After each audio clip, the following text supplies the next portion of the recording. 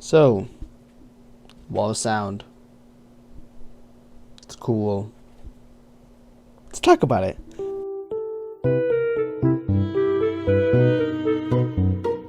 It was a music formula developed by American record producer and murderer Phil Spector. It was a technique that captures live musicians that like chaos and oversaturation rather than attempting to record each instrument by its own section.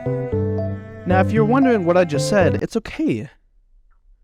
We'll get through it.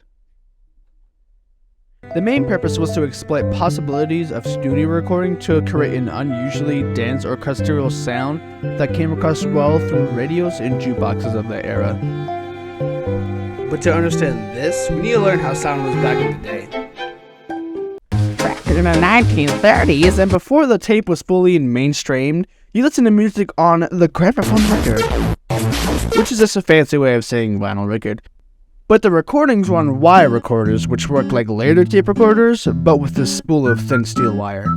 Editing also could easily be done by cutting and splicing tape. And with recording sounding like this, there had to be advancements in recording.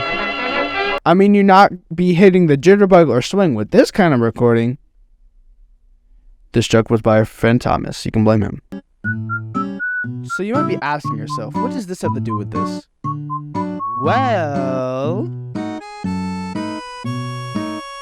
after tape recordings were invented, sound got way more interesting. Stereo tape recorders finally happened with more time multi-track recording, in which a tape is divided into multiple tracks parallel with each other. But Spector had a way different way of recording. His technique did involve multi-tracking, but he frequently accompanied it by multiple instruments playing the same melody until symphonic saturation reached its peak.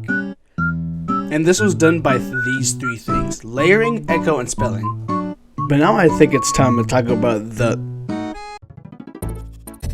Now, I don't really care about the band, but the wall was cool mostly because of technical stuff. I guess in 1973 they just decided they wanted to build a massive wall full of speakers for their concert. But to be fair, it did get hundreds of thousands of people, so I guess it worked. It combined 6 independent sound systems using 11 separate channels: vocals, lead guitar, rhythm guitar, and piano, each which had their own channels and sets of speakers. Now there were other songs that used this technique, but this is cool because it's cool and big. This technique is still used today, but the original form of this technique is just a modified version. Usually, if someone does use this technique, it's just for nostalgic purposes, but it's still pretty cool to use. If there is any moral lesson to this, it's to, I guess, enjoy what you have, because we have it way more easier these days.